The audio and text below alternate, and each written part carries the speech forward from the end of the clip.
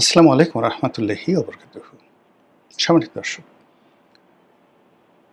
তারেক রহমান সাহেবের সরকার মাত্র ৪ মাস হলো ক্ষমতায় এসেছেন। এরই মধ্যে একের পর এক দুর্ঘটনা ঘটে চলেছে। প্রকৃতি সরকারকে স্বস্তি দিচ্ছে না। ঝড়, বৃষ্টি, বন্যা, বাদল। এতে করে সরকারের যে অর্থনীতি, ইকোনমি, এটি মারাত্মকভাবে ধসে পড়ছে।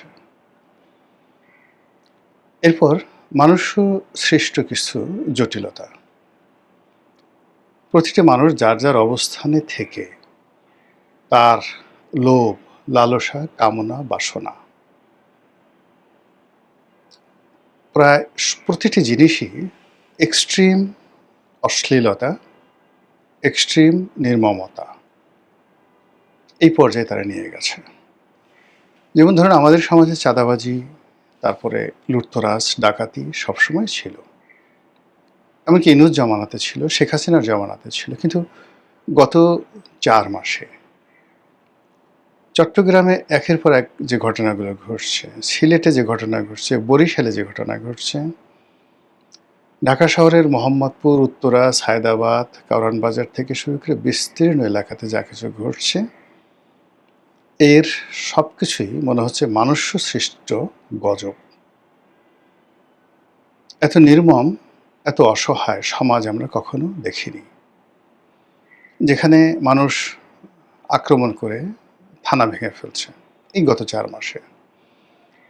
যেখানে কোনো একজন আশ্রয় প্রার্থীকে বাঁচানোর জন্য পুলিশ তাকে এনে থানাতে রেখেছে। সেই থানা সিলেটে আক্রমণ করে তারপরে থানার যে টিনের চাল খুলে সেখান থেকে আসামিকে বের করে নিয়ে গেছে। বা বের করে নেয়নি, কিন্তু টিনের চাল খুলেছে। আমরা খবরটা দেখেছি, ডিটেলস আমি এটা বলতে পারবো না। কিন্তু এই সকল ঘটনা মানে থানা আক্রমণ করেছে, চারিদিকে লোকজন ঘেরাও করে আছে। এরপরে লোকজন থানার উপরে উঠে গেছে, টিনের চাল খুলে নিয়ে গেছে। এতটুকু পর্যন্তই থাকেন না কেন? পিলে চমকে যাবে। এরপরে আরেকটি জায়গাতে যেখানে ঘটল যে পুলিশের এক কর্মকর্তাকে মারধর করলো, ওসি কান্নাকাটি করলো এবং সেখানে বলা হলো যে অমুকে মেরে ফেলা হয়েছে, এরকম একটা ধোঁয়া তুলে পুরো পুলিশের যে কান্নার দৃশ্য, সে দৃশ্য সারা দেশকে নাড়িয়ে দিয়েছে। সরকারের যে অর্গানগুলো রয়েছে, সেটা এক্সিকিউটিভ, জুডিশিয়ারি এবং পার্লামেন্ট, কেন যেন এগুলোর সাথে সমন্বয় হচ্ছে না। যারা ভুক্তভোগী, সরকারি অফিসে যারা কাজকর্ম করতে যান, তারা জানেন যে কী পরিমাণ ঘুষ এবং দুর্নীতি বেড়েছে। তারপর যারা ব্যবসা বাণিজ্য করেন, তারা খুব ভালো করে জানেন যে পেট চালাতে, সংসার চালাতে, অফিস চালাতে তাদের কী পরিমাণ কষ্ট করতে হচ্ছে। এরই মধ্যে নির্বাসিত, তারপর ক্ষমতা থেকে উচ্ছেদ হয়ে যাওয়া এবং নিষিদ্ধ সংগঠন আওয়ামী লীগ এবং তার সভানেত্রী এবং একই সঙ্গে তার যারা বড় বড় নেতা রয়েছেন, তারা যে ভাষায় দেশের বাইরে থেকে, দেশের ভেতরে থেকে তারা যে ভাষায় কথা বলছে, এটা অনেকটা সেই পূর্ব বাংলার সর্বহারা পার্টির মতো করে। আমি ৮১-৮২ সনের দক্ষিণ অঞ্চলের কথা জানি। সর্বহারা গ্রুপের লোকজন চিঠি দিতেন, আমরা তোমাদের বাড়িতে আসছি, এত টাকা রেডি রেখো। তো এই চিঠি নিয়ে থানায় গিয়ে, কোথাও গিয়ে কোনো মানুষ সাহায্য পাবে এই আশাই তারা করতো না, এবং পুরো বাড়িতে একটা মরণ কান্না শুরু হতো। বিশ্বাস করেন, আওয়ামী লীগের অনেকগুলো সাইবার গ্রুপ তৈরি হয়ে গেছে, যাদের কাজই হলো সেই বিভিন্ন রকম ভয়ঙ্কর সব ছবি প্রোফাইলে দিয়ে হোয়াটসঅ্যাপের মাধ্যমে, তারপর বিদেশি নম্বর ব্যবহার করে বিভিন্ন মানুষকে টেলিফোন করা। টেলিফোন করার আগে সে পরিচয় দেয়, আমার নাম অমুক, আমি সাইবার কমান্ডার, সেক্টর নম্বর অমুক।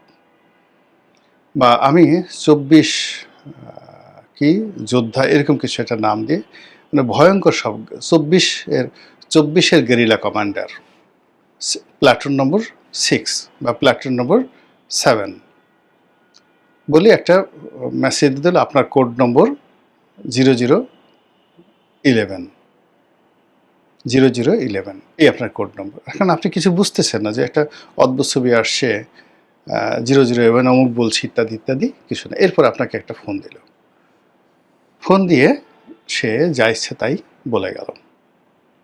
এখন আপনি যদি একজন এসপি হন, ডিসি হন, আপনার তো একটা পরিবার আছে। আপনি যে কোনো মন্ত্রী হন, এমপি হন, আপনার একটা পরিবার আছে, পরিজন আছে। এইভাবে প্রতিদিন ম্যাটিকুলাসলি বহু মানুষের জীবন হারাম করে দেয়া হচ্ছে। ফলে কি হচ্ছে, সব কথা সবাই শেয়ার করেন না, সব কথা সবাইকে বলেন না, কিন্তু যে যার অবস্থানে বসে একটা আতঙ্কের মধ্যে তারা পড়ে গেছে। দ্বিতীয়ত, জামাত এবং এনসিপি তাদের আচার এবং আচরণ এটি সরকারের কাছে স্বাভাবিক মনে হচ্ছে না, বিএনপির কাছে স্বাভাবিক মনে হচ্ছে না, আবার বিএনপির আচার আচরণও এনসিপি এবং জামাতের কাছে স্বাভাবিক মনে হচ্ছে না। আমরা যারা সন্দেহ করছি দূর থেকে যে জামাত, এনসিপি, বিএনপির মধ্যে একটা গোপন সমঝোতা আছে, বন্ধুত্ব আছে, এবং তারা সম্মিলিতভাবে আমি এবং মামুদের একটা দামি সরকার পরিচালনা করছে, এই যে আমাদের সন্দেহটা হয়তো অমূলক হয়ে যাবে খুব দ্রুত। কতগুলো বিষয় নিয়ে তাদের মধ্যে যে মতদ্বৈধতা চরম পর্যায়ে পৌঁছে গেছে, দূরত্ব অনেক পর্যায়ে চলে গেছে, এটি এখন ক্রমশ স্পষ্ট থেকে স্পষ্ট হয়ে যাচ্ছে। অন্যদিকে সরকারের যে সমস্ত লোকজন মন্ত্রী হয়েছেন, এমপি হয়েছেন, কিন্তু বিএনপির সাথে সম্পৃক্ত ছিলেন না, অনেকে ছোট ছোট দলের মালিক ছিলেন, সে সকল দল বন্ধ করে অনেকে বিএনপিতে যোগদান করেছেন, তাদের কপালে এখনও পর্যন্ত শিকেটি জোটেনি। কেউ হয়তো এমপি হয়েছেন, কেউ হয়তো ছোটোখাটো মন্ত্রী হয়েছেন, কিন্তু ওই পর্যন্তই। বরং তারা যেটা মনে হচ্ছে যে এই মন্ত্রী এমপি না হলে তারা এই রাজপথে মানুষের যে সহানুভূতি পেতেন সেটা এখন বুমেরাং হয়ে গেছে। এখন লোকজন তাদেরকে দেখলে বিএনপির দালাল বলে, বিএনপির পাচাটা বলে, বিএনপির নাপিত বলে বাংলা কথায়। তা বারবার অফ বিএনপি, যে বিএনপির নাপিত আবার কি জানো তেন না, চুল কামায় না।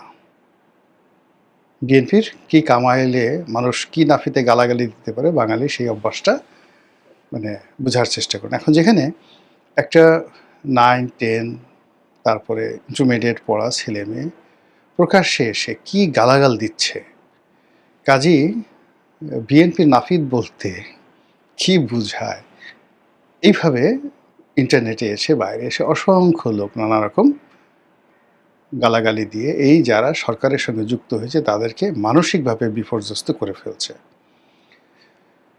ফলে সরকারের ভিতরে যে সকল বন্ধু সরকার যাদেরকে মনে করেছিল তাদের মধ্যে দূরত্ব তৈরি হয়েছে। অনেকেই সরকার থেকে পদত্যাগ করার, এমনকি আলাদাভাবে রুমিন ফারহানা হওয়ার তারা চেষ্টা করছেন। সাহস পাচ্ছেন না, বাট তারা চেষ্টা করছেন। অন্যদিকে প্রধানমন্ত্রীর পদে আছেন জনাব তারেক রহমান সাহেব, তিনি তার মতো একটা স্বাভাবিক জীবনযাপন করছেন, সারা বাংলাদেশ ঘোরার চেষ্টা করছেন তার বাবার মতো। তার বাবা হেলিকপ্টারে যেতেন, তিনি লাল বাসে করে যাচ্ছেন, সঙ্গে তার স্ত্রী মহোদয়া যাচ্ছেন। তারপর বাস থেকে নামা, প্লেন থেকে নামা, এরপর কোনো একটা অনুষ্ঠান করা, সেখানে তার সঙ্গে তার স্ত্রীর যে একটা রসায়ন, এটা আবহমান বাংলায় মানে অনেকটা শিরি ফরহাদ, লাইলি মজনু এরকম মহাকাব্যের মতো মনে হলেও যাদের চোখ জ্বলে, যাদের অন্তর জ্বলে, যারা সারা দিন বউয়ের সাথে ঝগড়াঝাটি করে, বউকে পাত্তা দেয় না, বউ আবার তাদেরকে পাত্তা দেয় না, নিজেরা ঘুষাঘুষি করে, বউ খামচি দিয়ে ধরে জামাই এবার বউয়ের চুল ধরে টানাটানি করে, এরকম লোক তো আমাদের দেশে অনেক আছে না, অনেকে আছে। তাদের যে কি হিংসে হচ্ছে বলার মতো না। যে এটা একটা কাজ হলো, প্রধানমন্ত্রী সব কী শুরু করেছে, এটা কি আমেরিকা নাকি এটা ইউরোপ? বাংলাদেশে কি আমাদের ইজ্জত নেই? আমরা এখানে মালহামা করতে পারি, আমরা এখানে অনেক কিছু করতে পারি, বিয়ে করতে পারি, আমরা বিভিন্ন জায়গাতে যেতে পারি, কিন্তু এইভাবে বিয়ে করা বউ নিয়ে মানুষের সামনে হাত ধরতে লজ্জা করে না প্রধানমন্ত্রীর? আমাদের মতো তারা এইভাবে যদি অবগুণ্ঠনধারী হতো, পর্দার আড়ালে সব কিছু করতো, সেটা যেভাবে করুক না কেন, আমরা তো সব কিছুই যে স্ত্রীর সাথে করি, নট লাইক দ্যাট। কিন্তু তিনি সেগুলো না করে এখন তিনি প্রকাশ্যে মানুষকে প্রেম শিখাচ্ছেন, ভালোবাসা শিখাচ্ছেন। এতে করে লক্ষ লক্ষ মানুষের অন্তর জ্বলে যাচ্ছে, তাদের ভীষণ রকম রাগ হচ্ছে। আর অধিকন্ত যাদের ধরেন ক্যাটকাটা বউ, চেহারা ভালো না, গায়ে মাংস নেই, গায়ের রং কালো, তারপরে খুবই খিটখিটে মেজাজের, কথায় কথায় মিনসে বলে গালি দেয়, বডি নিয়ে আগায় আসে। তো এই সমস্ত যারা স্বামী বুঝতে পারেন তাদের ভীষণ রকম মেজাজ গরম, অস্বাভাবিক তারা মানে আচরণ করছে এই সময়টিতে। এই ক্ষুদ্র একটা ঘটনা প্রধানমন্ত্রীর একান্ত ব্যক্তিগত জীবন। এমনকি তার যে কন্যা, এখন তার কন্যা ফুটবল খেলেন, তারপর ইংরেজিতে ভালো কথা বলেন, শি ইজ আ ব্যারিস্টার। আল্লাহ তাকে একজন কন্যা হিসেবে অসাধারণ সুন্দর অভিব্যক্তি, সুন্দর চেহারা, নম্র ভদ্র, কথাবার্তা শুনে মনে হয় না যে নেতিবাচক।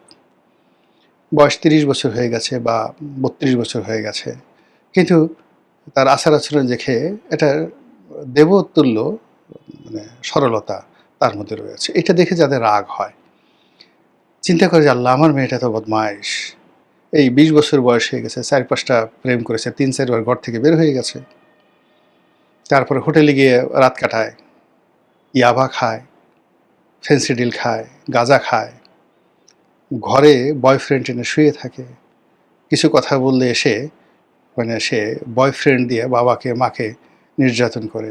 তো তারা যখন এরকম একজন জাইমা রহমানের মতো একজন নারীকে দেখেন, কন্যাকে দেখেন, রমণীকে দেখেন, তাদের বিশ্বাস করেন তারেক রহমানের উপর ভীষণ রাগ হয়, অসাধারণ তাদের রাগ হয়। তো এরকম কিছু বিষয়াদি তো রয়ে গেছে। তার সঙ্গে সঙ্গে তিনি এইভাবে চলেন, কারণ আমরা কোট টাই পরি, আমরা এইভাবে চালচলন করি, তারপরে আমরা এমপি হলাম, মন্ত্রী হলাম, আমাদের কি ট্যাক্স ফ্রি গাড়ি আনতে ইচ্ছা করে না? উনি তো ভালো গাড়িতে চলছেন, বুলেট প্রুফ গাড়িতে চলছেন, প্রধানমন্ত্রী হিসেবে তার রাষ্ট্রীয় গাড়ি আছে, ব্যক্তিগত গাড়ি আছে। আমরা তো অনেকে সাধারণ পরিবার থেকে এমপি হয়েছি, একটা ট্যাক্স ফ্রি গাড়ি আনবো, ভৌ ভৌ করে চালাবো, আমাদের এই রিজিকে তিনি কেন হাত দিতে গেলেন? এরকম অনেকগুলো বিষয় নিয়ে দেখা গেল যে তার প্রতি, জনাব তারেক রহমান সাহেবের প্রতি অনেকের রাগ, ক্রোধ, ক্ষোভ চলতে পারে। আবার অনেকে প্রধানমন্ত্রী হতে চান, শেখ হাসিনা আবার ক্ষমতায় ফিরে যেতে চান, তারপরে জামাতের সভাপতি তিনি আমিরুল মুমিনিন হতে চান। এই জিনিসগুলো নিয়ে যে কন্ট্রাডিক্ট অ্যান্ড কনফ্লিক্ট, সেই কন্ট্রাডিক্ট অ্যান্ড কনফ্লিক্টের কিছু নমুনা আমরা রাজপথে দেখতে পাচ্ছি। যে শিশু বিদ্রোহ আমরা শেখ হাসিনার জামানায় দেখেছিলাম, 8-9 ছেলেরা স্কুল থেকে বের হয়ে সরকারকে অচল করে ফেলেছিল, এবং একবার প্রায় 200-250 লোক ছিল আওয়ামী লীগের অফিসে, ধানমন্ডি অফিসে। তো সেই 9-10 ছেলেরা খবর এলো যে তারা এবার আওয়ামী লীগ অফিসে আক্রমণ করবে। ওবায়দুল কাদের সাহেবও সে অফিসে ছিল। তো ওখানে যারা উপস্থিত ছিলেন তাদের মধ্যে একজন আমাকে বললেন যে, ভাই বিশ্বাস করবেন না কি যে ভয় পেয়েছিলাম, শুধু এতটুকুই, ওই অফিসে কয়টা বাথরুম ছিল তা জানা নাই, প্রত্যেকটা মানুষ যদি আক্রমণ হয়ে যায় কোন জায়গাতে পালাবে সেই টেনশন, ওয়াল কীভাবে টপকাবে, 3 তলা থেকে কীভাবে নামবে। ছেলেরা সব ছিল ওই সীমান্ত স্কোয়ারের কাছাকাছি। তো কাজেই এই শিশু বিদ্রোহ বাংলাদেশে বহুবার হয়েছে, আর সেই বিদ্রোহ প্রতিবারই প্রলয়ঙ্কারী রূপে বড় হয়ে আরও ফিরেছে। তো কাজেই এখন ইন্টারমিডিয়েট যারা পরীক্ষা দিচ্ছে তাদের যে আন্দোলন, সেই আন্দোলনের মধ্যে ইতিমধ্যে বহু পক্ষ জড়িয়ে গেছে। সেই বহু পক্ষ জড়িয়ে গেছে, ফলে এটি আর নিছক ছেলে খেলা বা যাকে বলা হয় খেলাধুলার মধ্যে নেই। এর মাধ্যমে anything might happen at any time.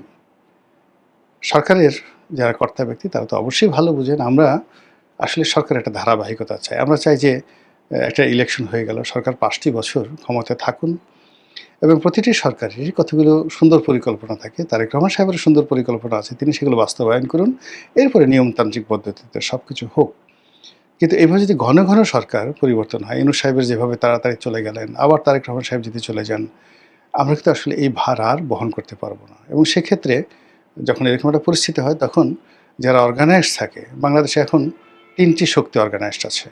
1 নম্বর আছে সেনাবাহিনী, 2 নম্বরে আওয়ামী লীগ, 3 নম্বরে জামাত। এখন এই 3টি শক্তির একটিও যদি আসে, সেটিকে আপনার আমার জন্য খুব বেশি ভালো হবে না খারাপ হবে? চিন্তা করতে থাকুন আর দেখতে থাকুন মহান আল্লাহ আমাদের সবাইকে হেদায়েত দান করুন এবং হেফাজত করুন। আসসালামু আলাইকুম ওয়া রাহমাতুল্লাহি ওয়া বারাকাতুহু।